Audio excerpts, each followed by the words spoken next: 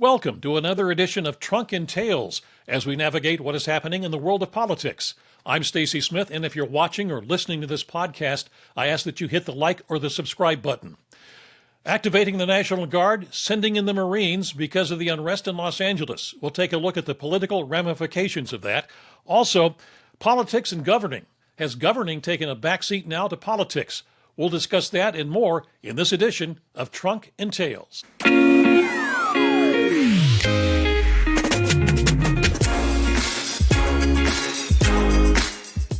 And with me to talk about this are two of my panel of experts, and they are the former Auditor General of the state of Pennsylvania, Eugene DiPasquale. Eugene held that office for 8 years, and prior to that, he was elected to the state legislature. He now teaches not only at Pitt, but also at York College.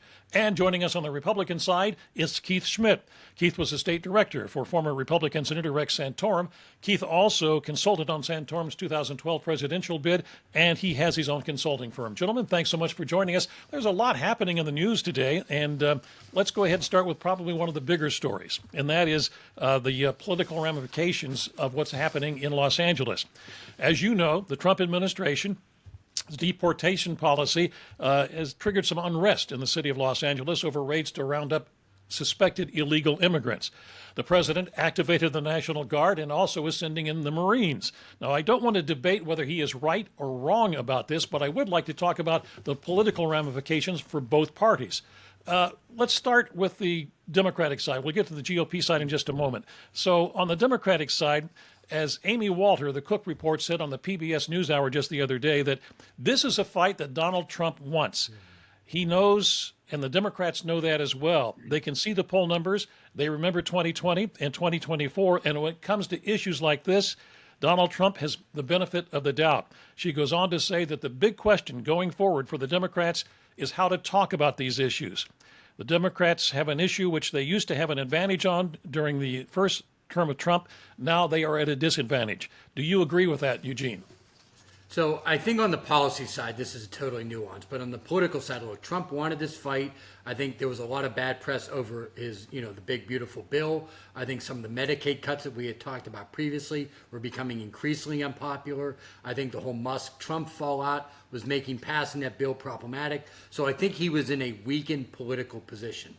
I think this is something that he's on much firmer ground politically.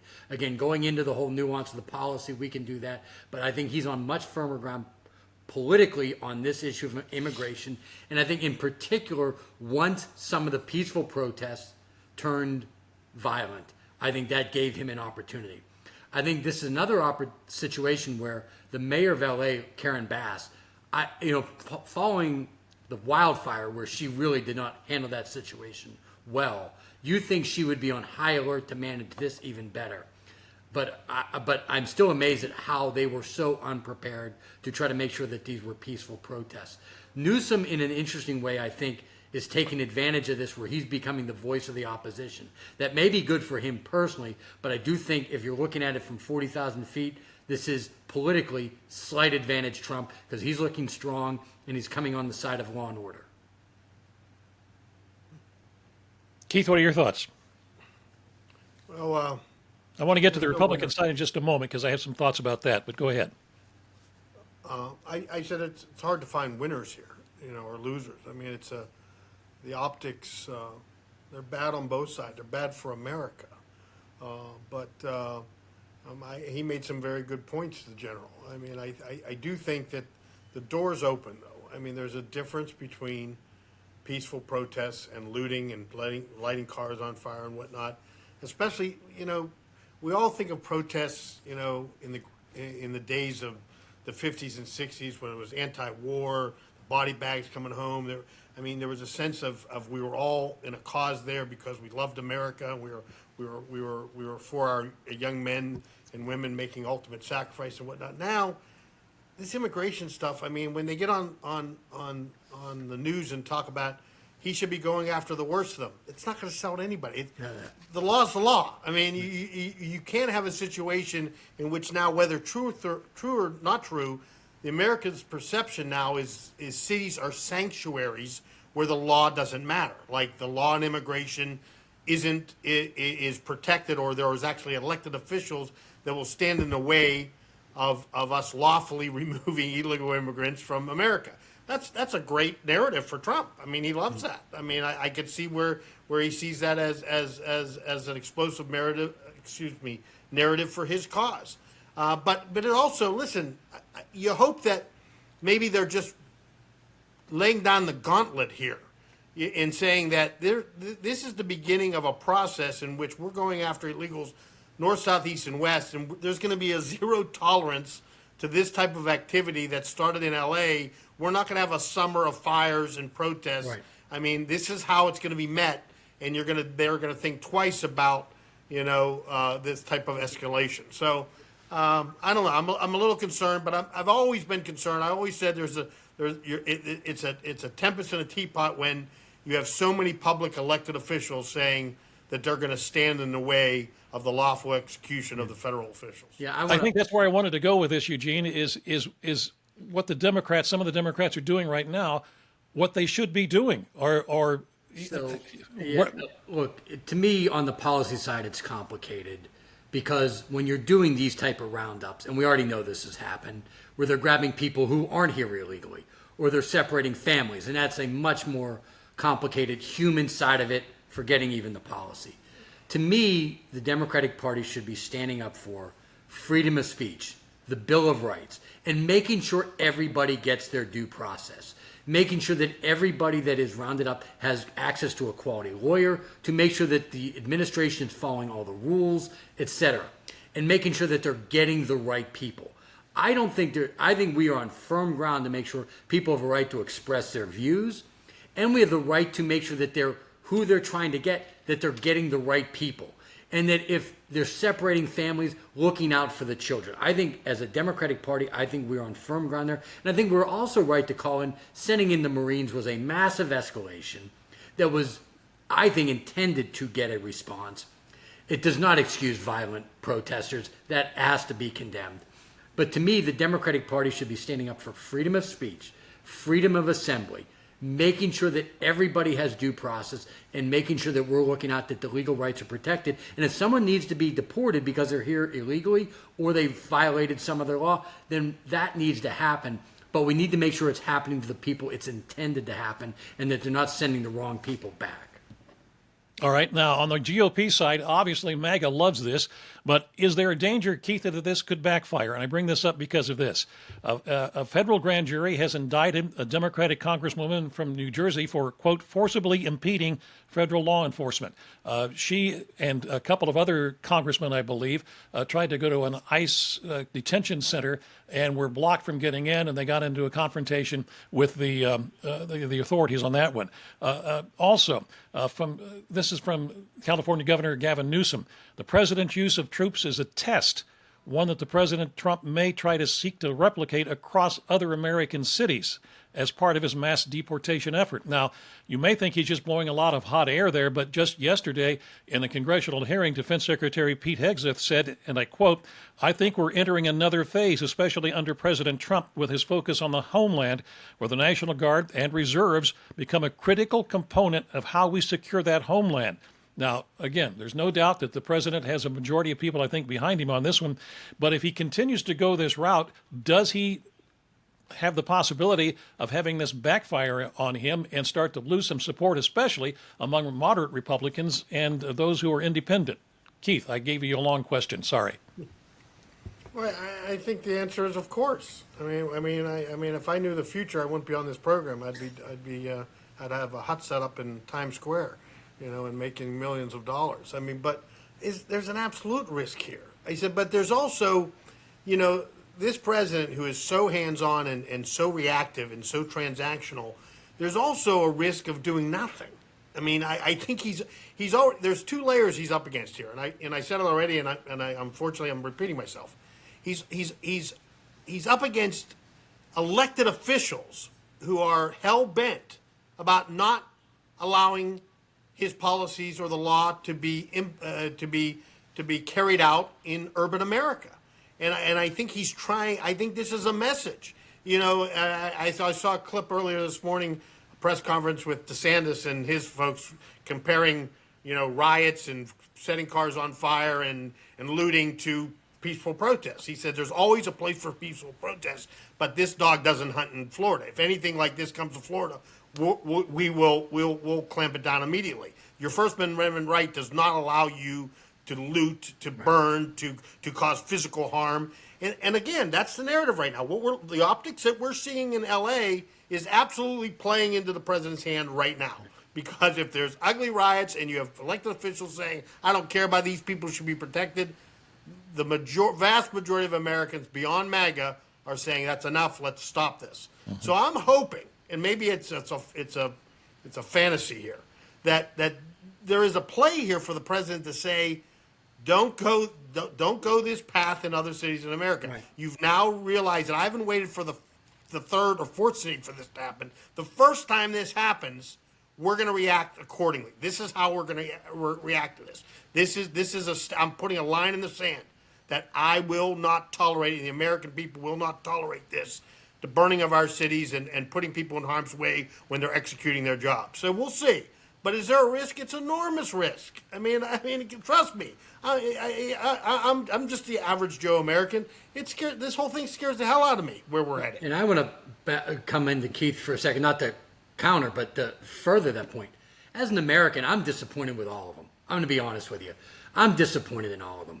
The idea that the president, and this isn't just on him, the idea that he, Karen Bass, and Gavin Newsom couldn't have a private conversation where they actually mapped out the strengths and weaknesses, what was going on, having the police chief of LA on, the sheriff's department of LA, and the National Guard. I think having the National Guard involved under the jurisdiction of the governor is entirely appropriate here. I think the police needed the additional backup there.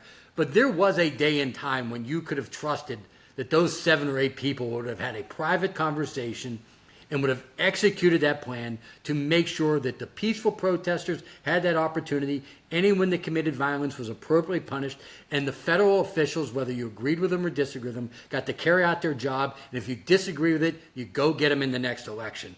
And to be blunt, as an American, I'm disappointed in all of them. And to the protesters that are violent, not the peaceful ones, if you want to actually help people that are here undocumented, standing on top of a burned automobile with the Mexican flag is not the way to help them. Find a way to help them get the right lawyer to make sure there's due process, defending people's right to freedom of assembly, standing up for the Bill of Rights. But standing on top of a burnt car with the Mexican flag and looting an Apple store is not helping anybody. I was going to bring that up. I'm glad you did. That the pictures of and it's not just one, there's several, of the Mexican flag being carried around and waved as if it does not sit well with Americans. No, I don't want to. It's because it's so. If you're actually trying to help the cause of people that you believe aren't getting appropriate legal protections, how can you do that and think you're helping? But the general's right, Stacy. I mean, it's been almost a full generation since I was in office with Senator Santorum, and it was a different world. I mean, I as I said, I tire myself out talking to young people and even family members and whatnot, trying to distance myself from government and how it functions today. I tell them that it was a whole different world when I did it. I would never have lasted a generation doing that and toiling in that vineyard if I didn't have a working a dialogue with Democrats and with independents and with people of every race, color, and creed.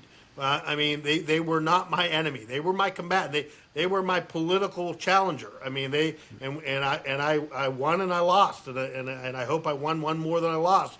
But we knew the way to fight to another day and to find compromise and to move the proverbial bar forward. But that has been the cancer of the last decade, maybe even longer. We've all seen it happening, and what's the result of that cancer? What is the diagnosis? What does it wreak upon us? Well, this very ugly situation on the West Coast. I mean, I think there would have been a time in our lifetime when we were active in the political and government game in which people would have picked up the phone or flew out or set a meeting and they'd have showed up. But now everything is posturing. Everything is a political chess game. There is no governing. It's all politics. And politics has now invaded government. And their own party would go after you. Had he done that, it had a hard time fundraising on that one. I can tell you that. Yeah, no like question. you brought him to the table. If either side did it, they'd pay a political price. So we can't get beyond the politics. We're not governing anymore. I always said that about the progressives. Now I say it about everybody. You have to learn to govern, and when you don't govern, you're asking for disaster, and that's what's happening now. We better find our way damn quick. Stacey, you can look it up in the book Don't Call Me Boss. Former mayor David Lawrence, who was one of Pittsburgh's greatest mayors, he said the best politics is good government. If you actually do your job, the politics will follow. And I know that I hope that doesn't sound old-fashioned, but if there was actually safety in Los Angeles where people were peacefully protesting and violence was punished, Trump, Karen Bass, and Gavin Newsom would see the political benefit from it. But I think the average American's disgusted with all of them, to be blunt with you. I have a feeling you're right. You mentioned early on, Eugene, that part of this has taken the heat off the president over a couple of other issues, the big, beautiful budget bill and the breakup, if I can call it that, with Musk. This alliance that once was from the most powerful man in the world as far as countries go, President Trump, to the richest man in the world, and that would, of course, be Mr. Musk. Just right after the election, they became almost inseparable. Musk spent time at Mar-a-Lago. He was on Air Force One constantly. He was in the Oval Office quite a bit. And now it's just, it kind of exploded. And part of that is because of what Mr. Musk wrote on social media, criticizing the big, beautiful bill, calling it a disgusting abomination. And he also threw some insults at President Trump. He walked some of those back early this morning in some social medias. He said he regrets that he went too far in some of the things he said. But what does this have to say about the Trump administration, or perhaps the alliance of trying to be with business to get things done? Well, I think that the breakup, whatever you want to call it, did not look well for either one of them. I mean, the way they attack each other on social media, I've seen better behavior from, when my kids were in kindergarten. I thought they handled conflict better in kindergarten, the way those two did it. Having said that, I think this goes to what a lot of people's concerns with Elon Musk were, which is he didn't know how to operate inside of the world of politics and government. The Doge stuff, he was doing that stuff all on social media. I'm not sure that any of those actual reforms happened. As someone who's a former auditor general, when we would go in and investigate a state program and we found waste, there was a way you went about it, and there's a way you articulated how you wanted to fix that problem. There were rules in place, and you didn't run to social media and badmouth everybody else. You actually articulated the 3 or 4 or 5 recommendations on how to fix the program. To me, how Elon Musk left the Trump administration is highlighted as he had no idea how to operate inside the world of government. Yeah, I talked about just communicating with each other across party lines. I mean, and the fact we don't do it, that's a cancer. Well, let me tell you, probably the bigger cancer, social media. Yeah. I mean, we could have a series of programs on what that has meant to every facet of our life. And it has been enormously destructive for governing and in politics. And I can tell you that a lot of what you're seeing, a lot of the gaslighting on the West Coast is all spurned by social media. I mean, it didn't take me long to turn my phone on and scroll and see every Tom, Dick, and Harry telling me what's happening, and literally a car is burning and there's people just setting the fire, but there are 100 people filming it. Right. I mean, surrounding them, not pushing them away, not saying don't do it. I mean, literally, this is great footage. I mean, and we're filming it. I mean, it's a disaster. I mean, I would say you have to. The larger question there from Stacey about the relationship. Listen, I'll take a lump on this one. I actually predicted that I thought he'd last longer. And everyone was telling me I was wrong. And I fought the fight, and I thought I came out okay until reality struck, and they were right and I was wrong, and I'll admit it didn't work. But the bigger story here with the most powerful man in the world and the richest man, in the end, the average American, it doesn't mean a damn thing to them. It really doesn't. I mean, the sooner we move on and get back to some degree of normalcy, it's maybe entertaining, another social media entertaining, but it's not going to affect the price of oil or a job in America or a guy working a factory. It's meaningless to them. I'm glad he's walking it back. That might be enough to de-escalate this and us to move on.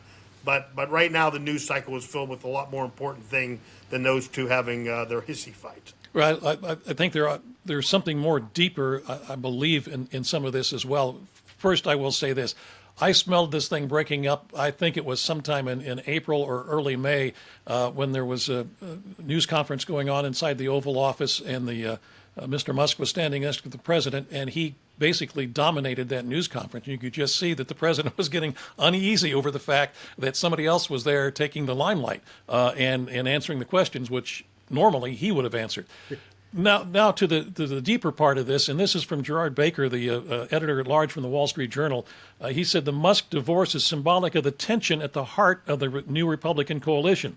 Mr. Trump's working and middle-class multi-ethnic alliance is driving the highly successful cultural counter-revolution on the border, race, sex, and national security.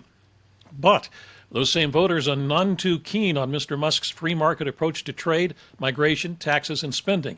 As he goes on to say, this tension isn't new. It's been a core feature of the Republican politics for decades. But what is coming now in the coming years is a battle for the future of the Republican Party, and he sees this as the first round of the battle going on. Any comments on that? I'll say this, because I think, Keith, you may back me up, may not. I think Rick Santorum actually, he was not like Trump in that sense, but he was someone that was actually trying to get ahead of this curve, because I think he saw blue-collar voters as being more potentially Republican than most Republicans did at that time. But this tension has always been there, where at least for my lifetime, where the base of the base vote of the Republican was becoming more blue-collar and was way more working class, while you still had Republican administrations pushing free trade deals, etc. And Trump sees that opportunity.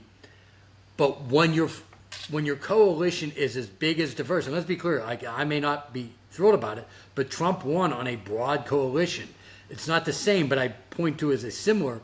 FDR had a very broad coalition, but FDR did not have to manage his coalition with Twitter and X and Facebook and Instagram, where he could keep some of that stuff, let's be blunt, under wraps. That the Southern racist Democrat and the Northern progressive and the Midwestern people of color, they didn't know that they all hated each other, because FDR kept it under wraps and he used the New Deal to further his administration goals. Today, the Musk wing of the coalition is much more libertarian, much more free market, and the lion's share of the Trump voters do not buy into that at all. Well, law and order in America first always plays well among blue-collar Americans. Right. And I think he saw or recognized a clear path, especially at a time when the social programs cut both ways. They raised great amount of money. They won some election cycles purely on social issues. But then they lost their way. I mean, the vast majority of their spending and their attention was the social agenda in America. And blue-collar workers no longer, the unions felt like they were second tier. They weren't paying attention to their needs. The inflation was roaring. The border was unsecure. American cities were dying. The companies were leaving America, and they're telling us about their social programs and how we have to, who we have to protect and what pronoun we should be using. And they thought, what the hell's going on? I mean, the Rome is burning, and you're gonna center your whole campaign on transgender or social programs that, of course, are important to the people going through it, but it can't be what leads your agenda on a national battlefield of political battfield.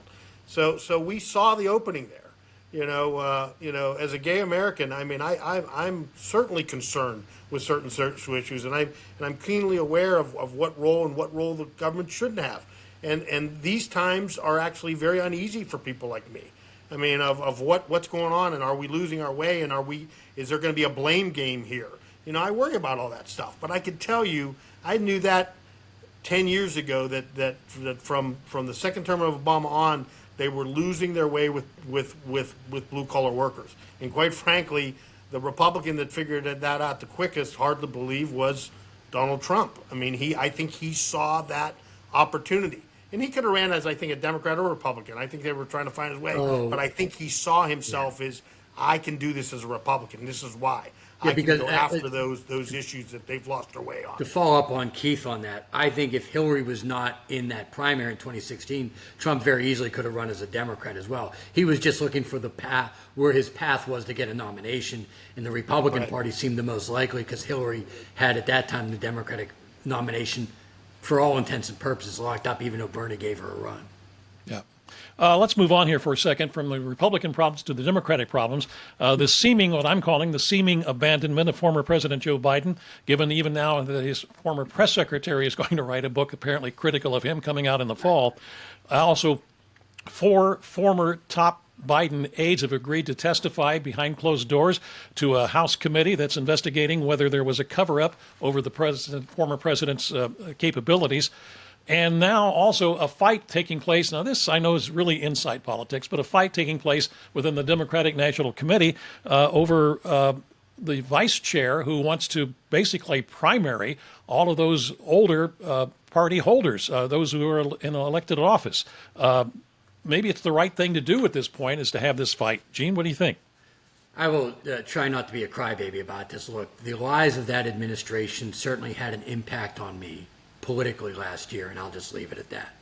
The idea that she's now going to go out there and throw everyone under the bus when she was part of the lie machine, offering those lies up from the podium, to then hawk a book, I find it disgusting, to be blunt with you. Look, Joe Biden made her the press secretary.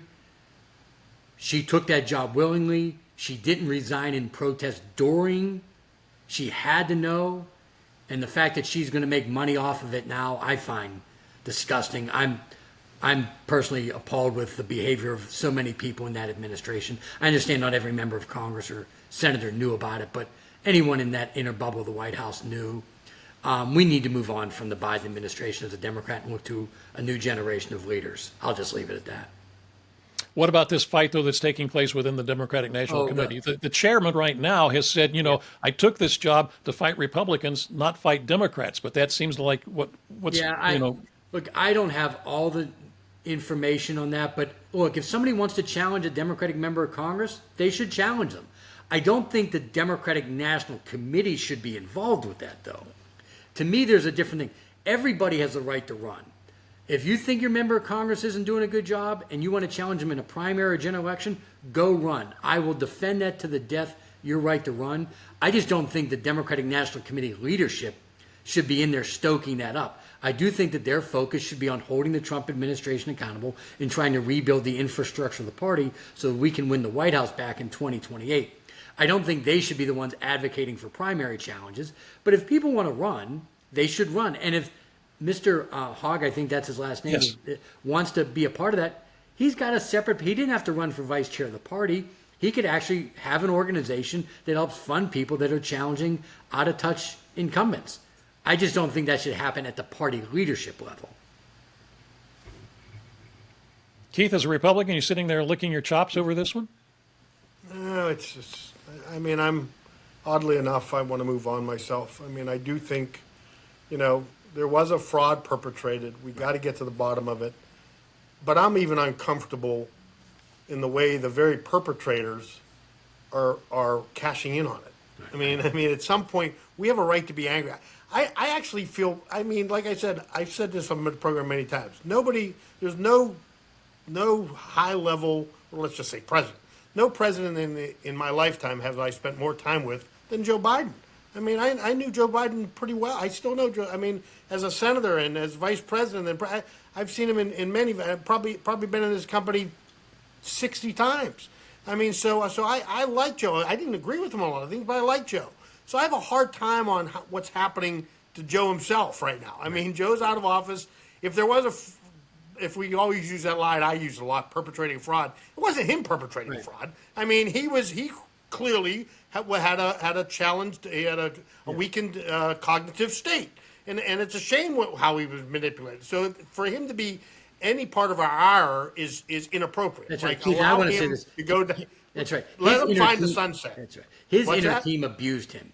That was elder abuse. What happened to him, and it was wrong by his inner circle. It was, Oh, absolutely. That's And right. now that they're going to profit on it somehow, all the more reason why I'd like to, if we have any investigation, let's look into this. Let's see That's right. how they propped him up and how they misled and whatnot, and hold him accountable. But let's not be angry at Joe Biden. Right. I mean, in the end, Joe Biden did what he, even in the state he was in, he stepped aside. They had a path before the end that it would have been worse had he stood for re-election. Would have found all this out. Okay, so at some point, I can tell you the quickest way to move on is the Democrats have to find a new leader sooner than later. And it's not Bernie Sanders or AOC or anyone else, but they better find that person soon, and they better put him on a pulpit, and he better start speaking to all Democrats and all like-minded Americans. Republicans. And all Americans. And all Americans, because that's not happening. And until we look forward, we're going to keep on looking back. That's right. And that's a tired story right now. All right. Well, we've run out of stories for this episode of Drunken Tales. Gentlemen, thanks so much for being with me today on Drunken Tales. Again, if you're watching or listening to this particular podcast, I urge you hit the like or the subscribe button on whatever platform you happen to be using. But for right now, thanks for joining us, and we'll see you again for the next edition of Drunken Tales. Thanks, Stacy. Thank you, Stacy.